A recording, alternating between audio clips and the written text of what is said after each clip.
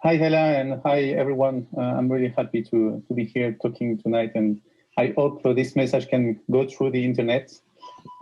So my priorities, well, I share many of the priority Paul suggested, but I just want to point on to something that I think is important, is the realization also that COPs are moments where you can influence the narrative around the ecological transition and the net zero transition across the globe, and especially in national discussions.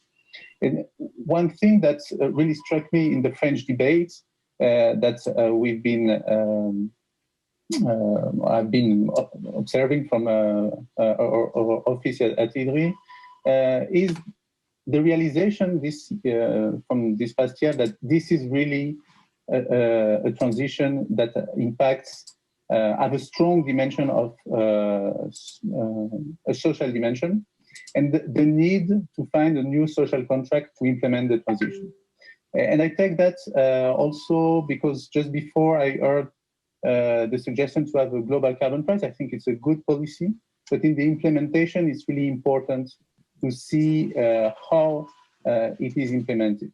Just to give you a look back to what happened in France and with the debate on carbon taxation, and after what was the main arguments from people opposing carbon pricing, and what can we learn from it in suggesting new policy.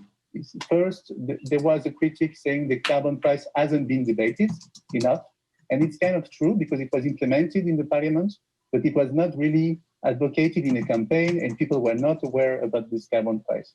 So when the carbon price had an impact on the gasoline price and people noticed it, they kind of said, most of them were surprised that it even exists, because there wasn't a full deliberation around this policy. The second thing is people felt, in many places, felt trapped because no other complementary policies, investing in alternative solutions, making them accessible for everyone, transport solutions.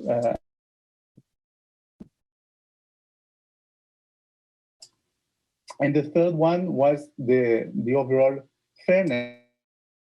When we know that in some cases, this carbon taxation was not applied for certain companies, for certain industries that pollute a lot, and for certain even uses like aviation, where we know that the fuel for aviation is not paying any carbon tax. So I would say that for the next COP, it would be good, because the COPs are moments where you influence this narrative, and mostly you've seen alliances around solutions, technical solutions, technological initiative, etc., which are all good. But it would be great to have an initiative that is supported by states, recognizing that a new social contract around the net zero transition needs to be built. And it doesn't have to be all the same everywhere, but it should it should include at least 4 priorities. And I see it, the first one would be a commitment to deliberate around the transition policies openly with citizens, as we're doing today. The second one would be to avoid unfair exemptions, and aviation is a good example for that, and it would be good to have a strong message at COP saying that aviation cannot be late without paying carbon taxation in the long run. The third one would be to focus on the accessibility of new technologies and new solutions to all.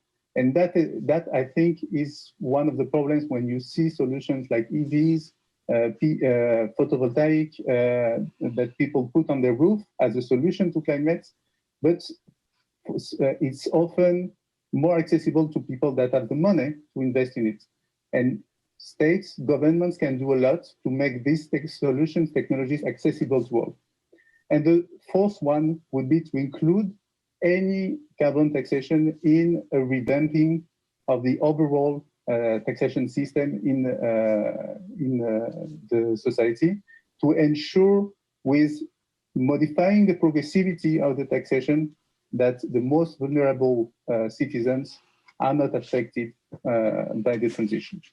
So this would be my suggestion for the next couple.